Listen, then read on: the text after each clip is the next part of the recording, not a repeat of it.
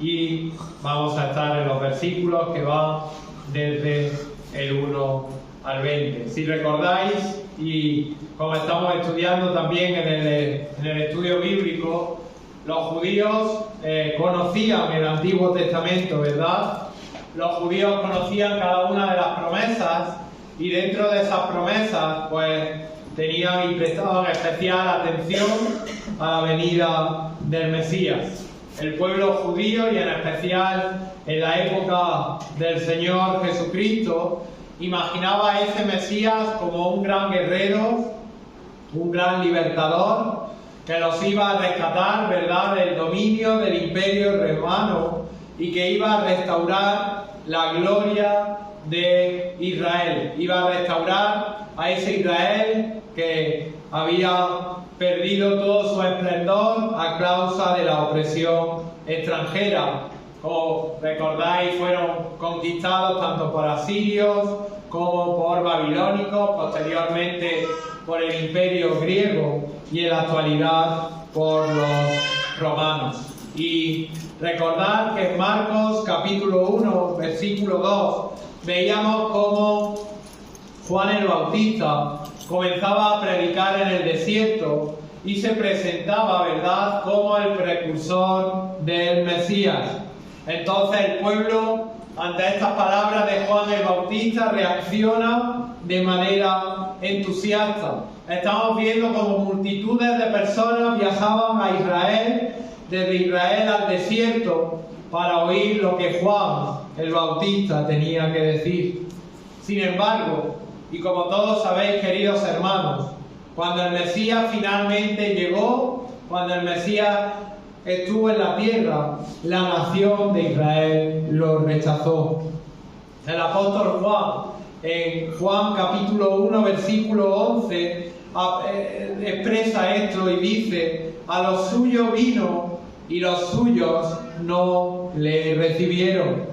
Las mismas multitudes que esperaban la venida del Mesías se volvieron contra él. Y como sabéis, todos pidieron a gritos su muerte. De modo inimaginable, Israel, el pueblo de Israel, en su mayoría odió al ungido de Dios, al Mesías.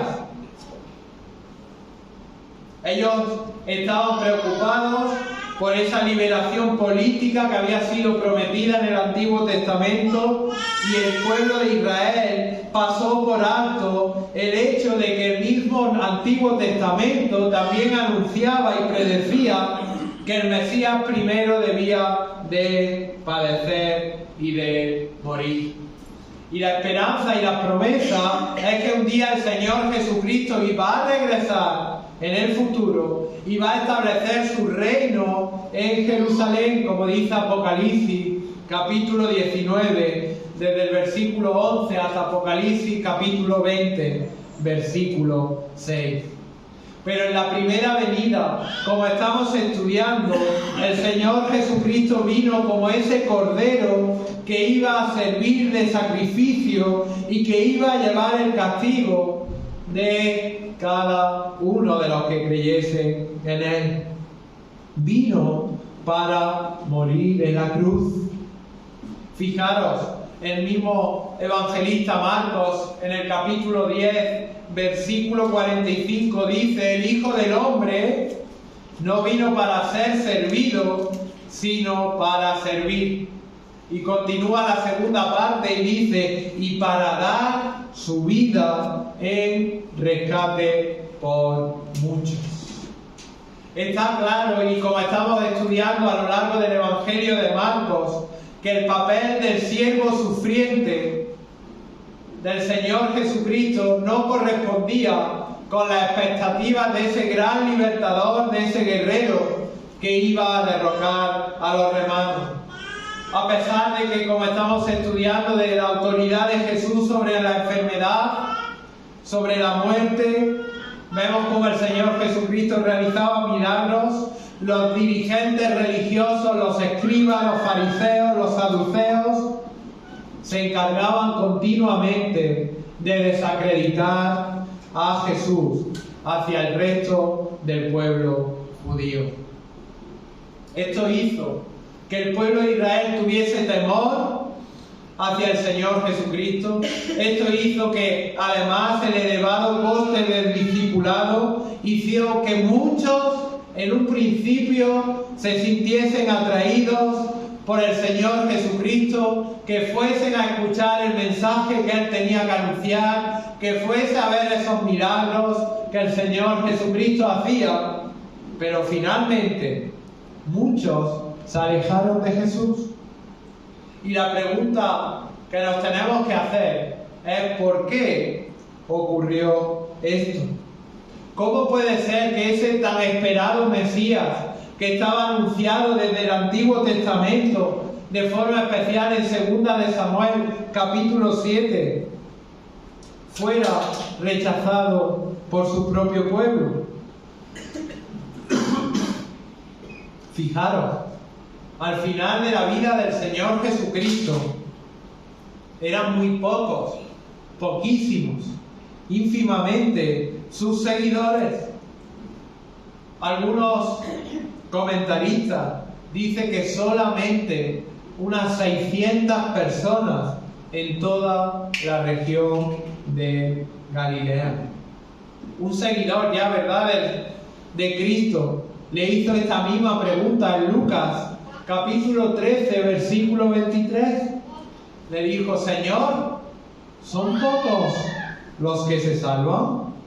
Y Jesús ya había contestado, ¿verdad?, esta pregunta en el Sermón del Monte, en Mateo capítulo 7, los versículos 13 y 14. Dice así la palabra del Señor: entrad por la puerta estrecha, porque ancha es la puerta y espacioso es el camino que lleva a la perdición, y muchos son los que entran por ella, porque estrecha es la puerta y angosto es el camino que lleva a la vida, y pocos son los que la hallan. Aún así, que aquellos quienes creyeron en el Señor Jesucristo debieron de preguntarse esta misma pregunta: ¿por qué la mayoría de sus compatriotas rechazaron al Mesías? Incluso después de que habían respondido en un primer lugar con entusiasmo, con fascinación, luego lo rechazan. Nosotros, ¿verdad?, en nuestra intimidad también nos hacemos esta pregunta. Muchas veces nosotros como creyentes podemos tener el mismo pensamiento. ¿Por qué nuestros familiares? ¿Por qué nuestros amigos? ¿Por qué no el pueblo de Bailén? ¿Por qué no la sociedad de España creen en la obra de Cristo en la cruz? Y esto es precisamente lo que el Señor Jesucristo, en el pasaje que vamos a estudiar hoy, intenta explicar a sus discípulos. Intenta explicar por qué rechazan el mensaje del Evangelio. Fijaros en Marcos, capítulo 4, los versículos del 1 al 20. Dice así la palabra del Señor: otra vez comenzó Jesús a enseñar junto al mar, y se reunió alrededor de él mucha gente, tanto que entrando en una barca se sentó en ella en el mar, y toda la gente estaba en tierra junto al mar, y les enseñaba por parábolas muchas cosas, y les decía en su doctrina: oíd, he aquí, el sembrador salió a sembrar, y al sembrar aconteció que una parte cayó junto al camino, y vinieron las aves del cielo y la comieron. Otra parte cayó en pedregales, donde no tenía mucha tierra, y brotó pronto, porque no tenía profundidad de tierra. Pero salido el sol, se quemó, y porque no tenía raíz, se secó. Otra parte cayó entre espinos, y los espinos crecieron y la ahogaron, y no dio fruto. Pero otra parte cayó en buena tierra, y dio fruto, pues brotó y creció, y produjo a 30, a 70 y a 100 por uno. Entonces les dijo: El que tiene oídos para oír, oiga. Cuando estuvo solo, los que estaban cerca de él con los 12 le preguntaron sobre la parábola y les dijo: a vosotros os he dado saber el misterio del reino de Dios, mas a los que están fuera, por parábolas todas las cosas, para que viendo vean y no perciban, y oyendo oigan y no entiendan, para que no se conviertan y les sean perdonados los pecados. Y les dijo: ¿no sabéis esta parábola? ¿Cómo pues entenderéis todas las parábolas?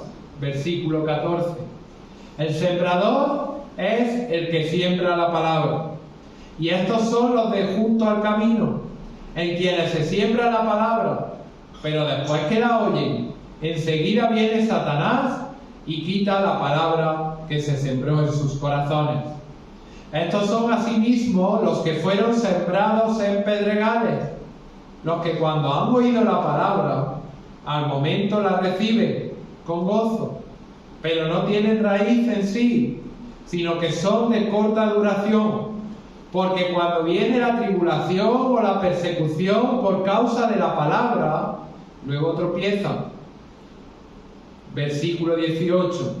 Estos son los que fueron sembrados entre espinos, los que oyen la palabra, pero los afanes de este siglo y el engaño de las riquezas y las codicias de otras cosas entran y ahogan la palabra y se hace infructuosa. Y estos son los que fueron sembrados en buena tierra, los que oyen la palabra y la reciben y dan fruto a 30, a 70 y a 100 por uno. Hasta aquí la palabra del Señor.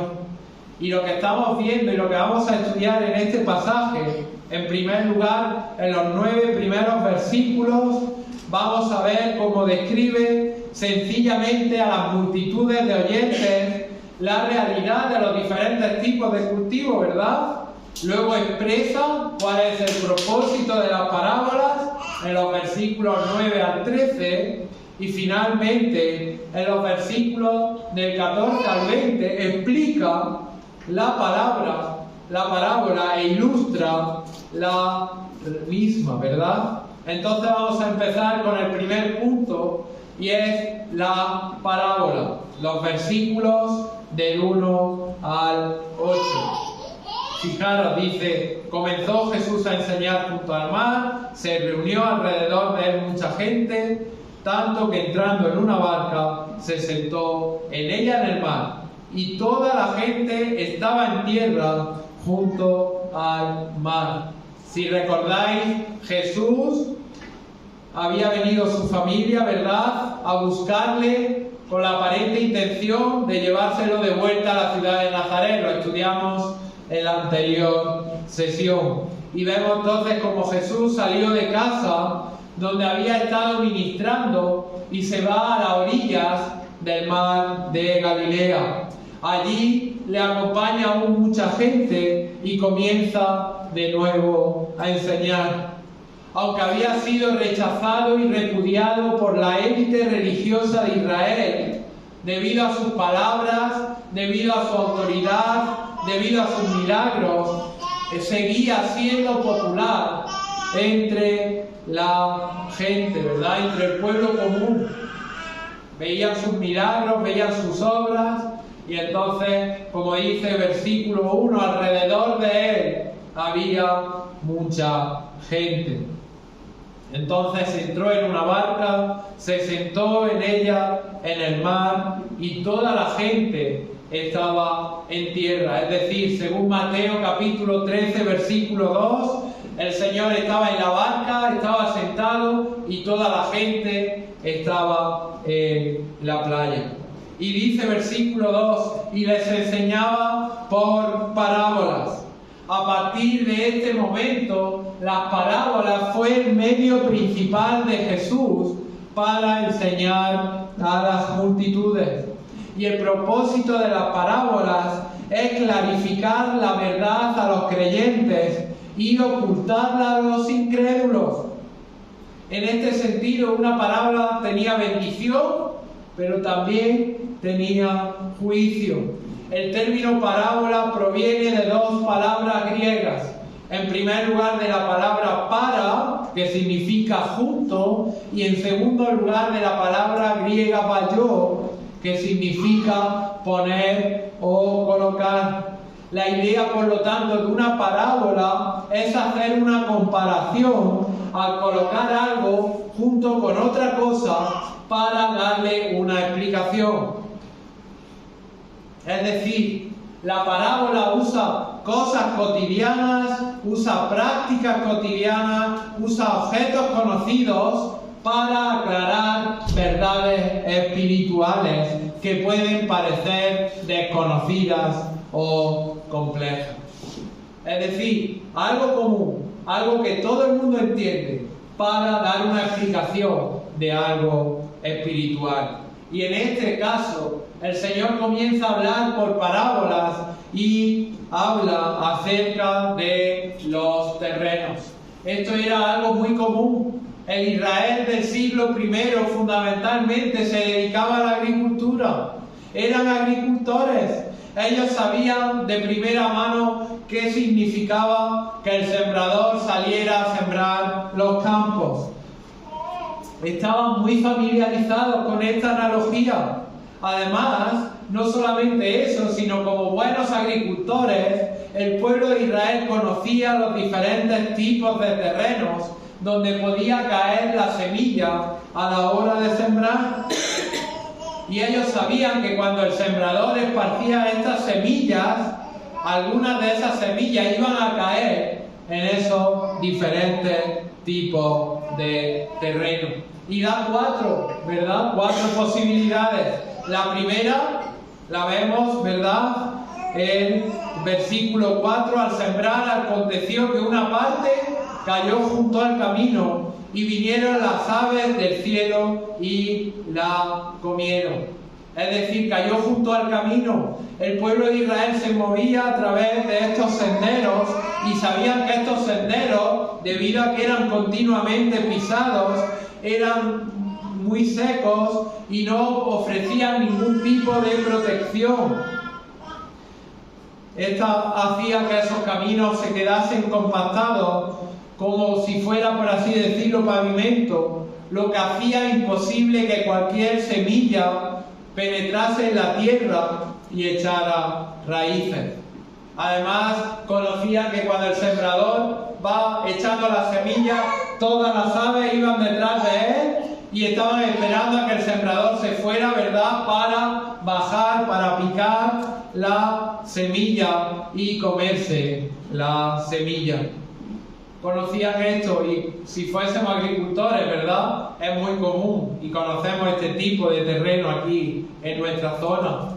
En segundo lugar, la segunda posibilidad, versículo 5, vemos cómo cae en una tierra que es improductiva, en pedregales. Fijaros, versículo 5, donde no tenía mucha tierra y brotó pronto porque no tenía profundidad de tierra.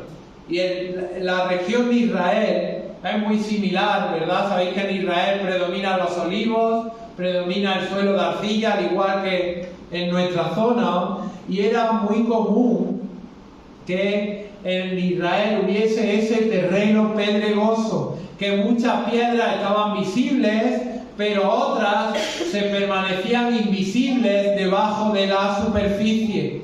Y lo que nos muestra esta posibilidad es que cuando la semilla cae en este tipo de superficie, germina muy pronto, porque la tierra es cálida, pero la roca subyacente ayuda a atrapar la humedad, entonces vemos que sale rápidamente, pero finalmente cuando brota, como la semilla no ha tenido profundidad, esas raíces no han podido desarrollarse de modo adecuado porque hay muchas piedras, y si sale el sol, lo que pasa es que se quema y que no da fruto. La tercera posibilidad la encontramos en el versículo 7. Dice: otra cayó entre espinos. Los espinos crecieron y la ahogaron y no dio fruto.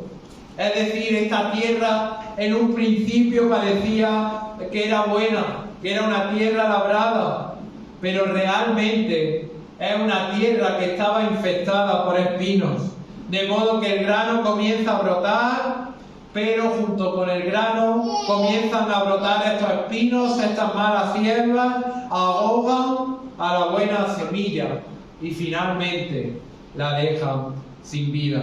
Estos espinos chupan el agua, chupan la humedad, chupan de los nutrientes de la planta buena, crecen, la ahogan y por tanto no da fruto.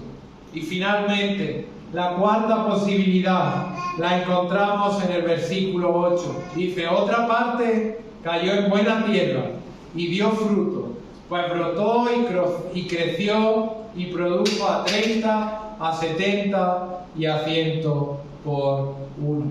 Es decir, parte de esa semilla, la que cae en buena tierra. Fijaros, y dice que dio rendimiento a versículo 8, a 30, a 70 y a 100 por uno. Los agricultores en Israel por lo general esperaban un rendimiento en torno a 6 o al 8%. Es decir, un cultivo que rendía 10 veces habría estado muy por encima del promedio. Cuánto más cuando el Señor dijo que ese cultivo iba a dar un fruto del 60%, cuando ellos estaban acostumbrados al 8%, o del 100%, o del 100 por uno. Porcentajes que eran inimaginablemente altos. Aquí tenemos la parábola. Aquí tenemos esta forma de enseñar de Jesús. Y en segundo lugar vamos a ver el propósito de las parábolas. El motivo por el que el Señor Jesucristo enseña en parábolas. Fijaros versículos 9 al 13. Entonces les dijo, el que tiene oídos para oír, oiga.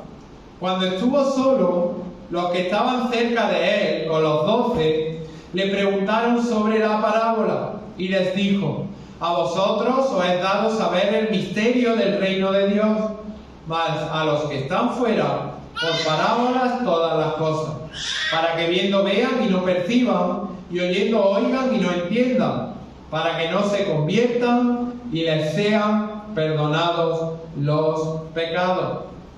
Y les dijo, ¿no sabéis esta parábola? ¿Cómo pues entenderéis todas las parábolas? Vamos a ver el motivo por el que el Señor Jesucristo enseña en parábolas. No todos los que estaban escuchando esta enseñanza podían entender la verdad de lo que Él estaba explicando. El significado de la parábola iba a ser revelado únicamente a aquellos cuyos corazones estaban listos a recibirlo. Para los demás era un enigma. Como vemos también en 1 Corintios, la palabra del Señor para aquellos que tienen los corazones endurecidos es locura. Por eso dice el Señor Jesucristo en el versículo 9, el que tenga oídos para oír, oiga. Los líderes religiosos, los laicos que había entre las multitudes, habían ya rechazado al Señor. De hecho, querían llevarlo a la muerte. Los oídos de estas personas estaban cerrados a la enseñanza del Señor Jesucristo. Por eso el Señor no les da ninguna interpretación de las parábolas. Sin embargo, esta declaración de Jesús sirvió como una invitación para los creyentes que estaban dispuestos a escuchar. En el pasaje análogo en Mateo capítulo 13, versículo 10, dice, acercándose los discípulos le preguntan, ¿por qué les hablas por parábolas? Ellos no entendían por qué el Señor comenzó a hablar por medio de parábolas. Y Jesús les da la explicación en primer lugar, para ocultar la verdad a aquellos que tienen un corazón duro y endurecido. Y en segundo lugar, para revelar la verdad a aquellos que creen. Los seguidores de Cristo tenían oídos para oír, y Jesús les revela la verdad, les revela el significado. Sin embargo, las parábolas de Jesús tienen un propósito totalmente distinto para el incrédulo, y era ocultarle la verdad. Estas parábolas quedaban sin explicación y por lo tanto eran enigmas. Jesús volvió a enfocarse a sus discípulos y fijaros que les dice: ¿no sabéis esta parábola? Versículo 13. ¿Cómo pues entenderéis todas las parábolas?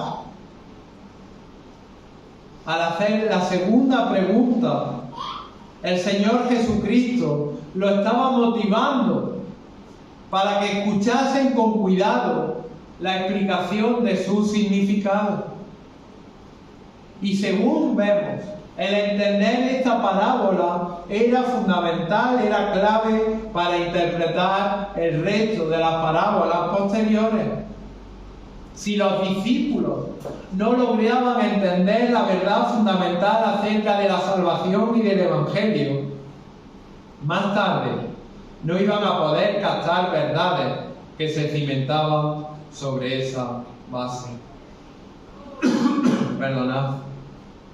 Para los discípulos era fundamental entender el mensaje divino que estaba siendo rechazado por muchos. Era fundamental que entendiesen cómo funcionaba el mensaje del Evangelio. Por eso les dice, versículo 13, ¿cómo pues entenderéis el resto de las parábolas? Y comienza a dar la explicación. El tercer punto de nuestro bosquejo es el significado de la parábola.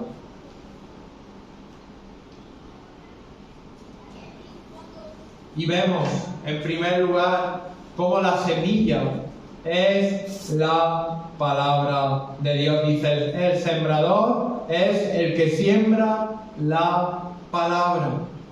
La semilla es el mensaje de salvación. Y en paralelo, por lo tanto, el sembrador se refiere a cualquier persona que anuncia, que proclama el mensaje del Evangelio. Y fijaros, el Señor brevemente habla sobre el sembrador, habla sobre el predicador, habla sobre el heraldo, brevemente habla sobre la semilla, que es la palabra de Dios, que es el mensaje del Evangelio, y pone todo su énfasis en los diferentes tipos de terreno. Y según Mateo, el Evangelio de Mateo, el terreno, los diferentes tipos de terreno, es una analogía de los corazones de los que oyen el Evangelio que se les predica. Y vamos a ver cómo el mensaje de salvación se recibe de distinta manera por diferentes personas. Muchos en un principio pueden mostrar un interés superficial y temporal en el Evangelio, pero solo aquellos que Dios elige y que el Espíritu de Dios dota de forma sobrenatural van a responder de forma verdadera, en fe, y van a llevar fruto. Y esto es lo que el Señor estaba enseñando. Y esto es lo que el Señor quería preparar a sus discípulos. Y quería prepararnos a cada uno de nosotros, a cada una de las generaciones posteriores de cristianos.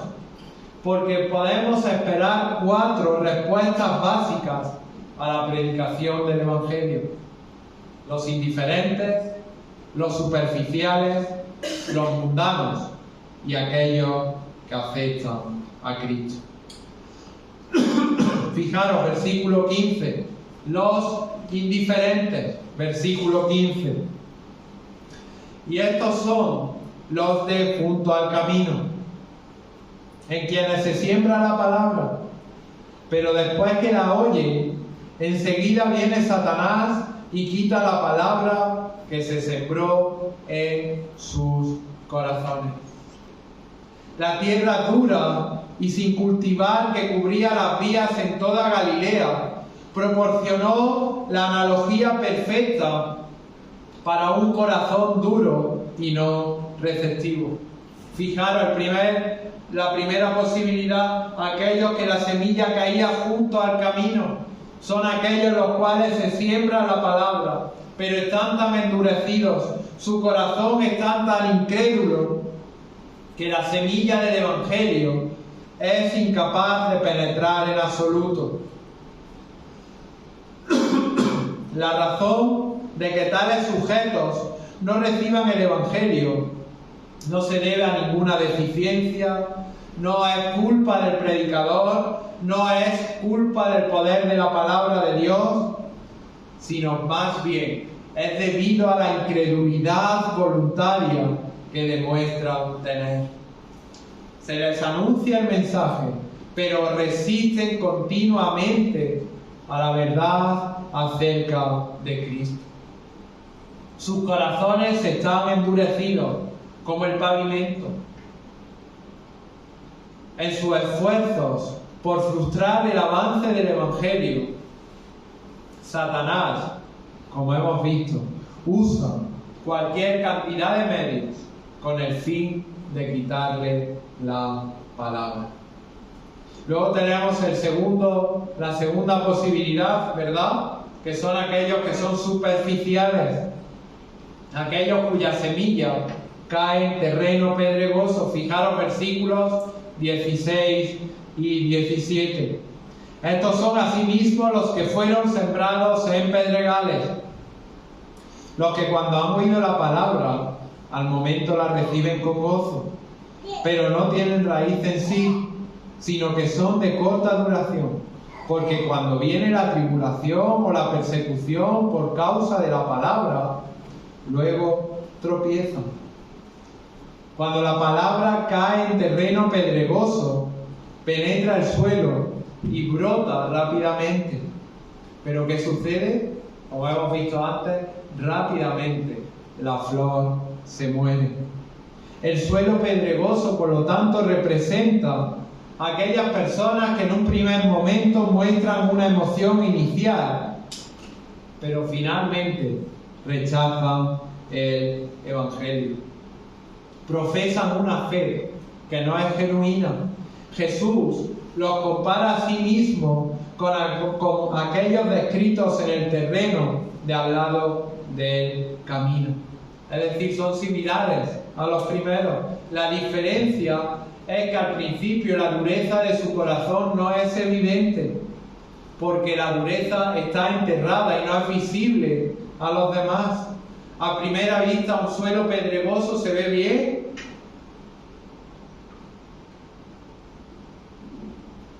La respuesta inicial de algunas de estas personas es emocional, dramática. Toda señal externa parece indicar que tienen una fe verdadera, pero no obstante, esa fe es superficial y temporal.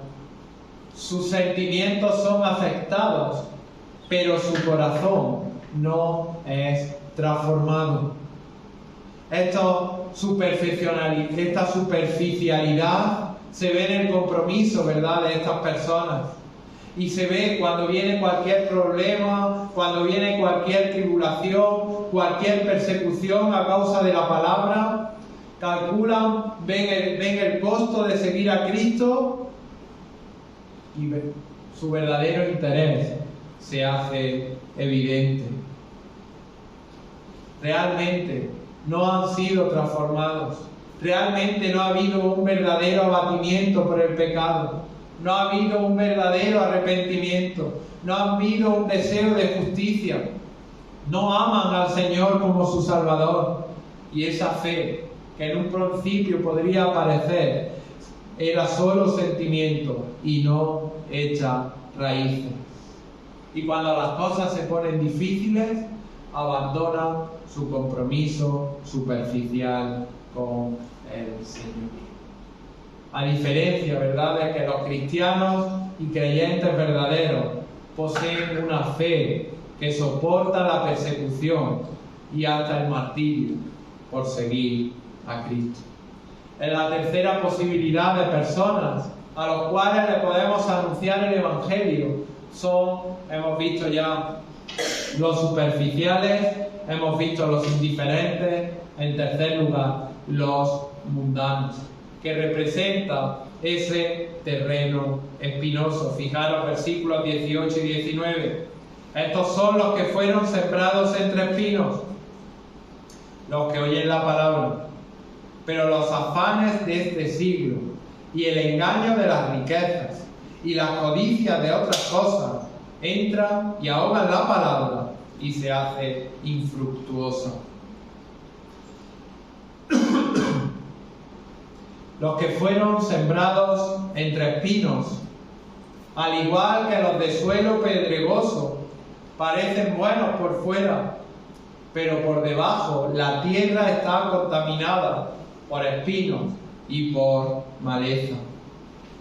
El ejemplo de ellos y la ilustración es que la semilla, como hemos visto, comienza a crecer, pero junto con la semilla comienza a crecer la maleza. Y finalmente esta maleza ahoga a la planta buena. Esta ilustración, esta parábola, representa a aquellas personas que oyen la palabra, pero los afanes de este siglo, el engaño de las riquezas, la codicia de otras cosas, crece a su vez, entra y ahoga la palabra, y esa semilla se hace infructuosa. A diferencia de los primeros, que tienen un corazón endurecido, a diferencia de los segundos, que simplemente es un sentimentalismo superficial, los representados en este suelo espinoso son de doble ánimo. Poseen un amor por Cristo, sus corazones permanecen cautivos por un amor poseen un amor por Cristo, pero sus corazones, a su vez, permanecen cautivos por un amor hacia el mundo. Aman a Cristo, pero también aman las riquezas, los afanes de este mundo, las codicias, y al final esto pone en juego su verdadera lealtad. Pocas barreras para el Evangelio son más engañosas o mortales que la atracción hacia el mundo y el amor al dinero. El apóstol Pablo dice: raíz de todos los males es el amor al dinero, el cual, codiciado por algunos, se extraviaron de la fe. Primera de Timoteo, capítulo 6, versículo 10. El amar el mundo y las cosas de este mundo son incompatibles con el amor a Cristo. Lo uno ahoga al otro.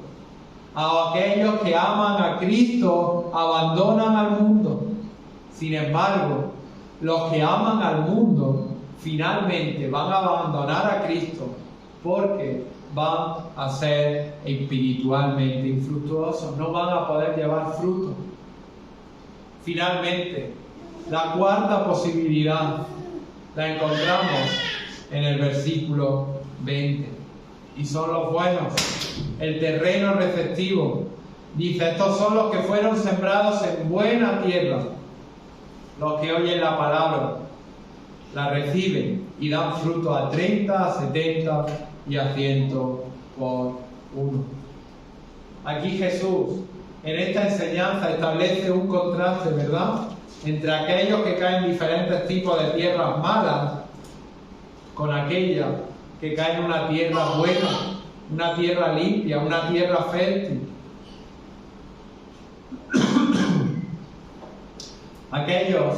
Esa tierra fértil son aquellos cuyos corazones han sido preparados por Dios para ser cultivados y labrados por el Espíritu Santo. Por eso oyen la palabra y la reciben.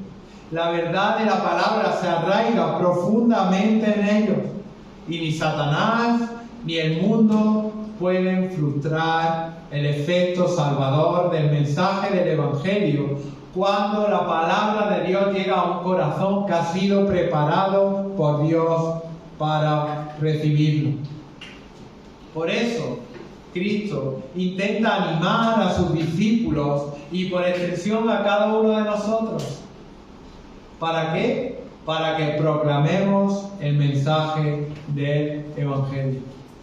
Es cierto, fijaros, de las 4 posibilidades, 3 de ellas cayeron en mala tierra, cayeron en dureza, en superficialidad, en mundanalidad, pero siempre habrá algunos a quien Dios haya elegido y preparado desde antes de la fundación del mundo para recibir las buenas nuevas de salvación.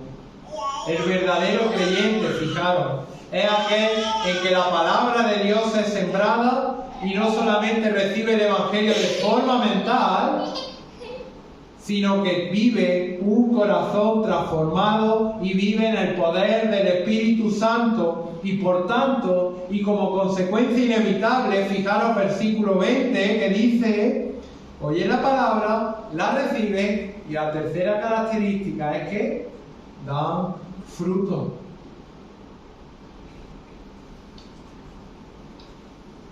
Dan fruto. Y fijaros, como he explicado antes, el Señor dice aquí que la cosecha da 30, 70 y 100 por uno. Es decir, superaba en gran manera cualquier resultado que los agricultores del siglo I pudiesen experimentar. Cuando el Evangelio va por delante, cuando el Evangelio es fortalecido y está en el poder del Espíritu Santo, los resultados son sobrenaturales. Todos los creyentes, todos los verdaderos creyentes estamos llamados a ser testigos del Evangelio de Jesucristo. No debemos, fijaros, manipular la semilla, es decir, no debemos de cambiar la palabra de Dios, no podemos modificar el corazón de las personas, sino que lo único que podemos es anunciar, sembrar, esparcir el mensaje del Evangelio. No nos empeñemos en cambiar la semilla para hacerla más atractiva a las personas. No nos empeñemos en influenciarle personalmente a la persona para modificar su conducta, sino que simplemente anunciemos el mensaje del Evangelio. Y cuando anunciamos el mensaje del Evangelio, nos podemos encontrar en primer lugar con aquellos que tienen un corazón endurecido. Nos podemos encontrar con aquellos que en un principio nos muestran algún interés, pero cuando llega algún tipo de dificultad se alejan de Cristo. Podemos encontrarnos también aquellos que profesan un amor a Cristo, pero también al mismo tiempo un amor mortal por el mundo.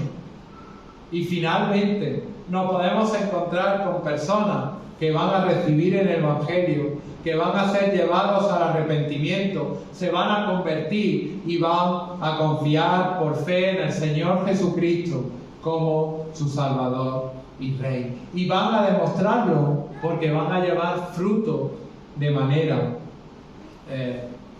impactante. Solo Dios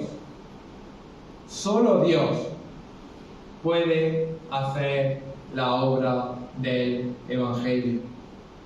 Solo Dios puede transformar un corazón que está muerto en algo que está vivo y pletórico de vida.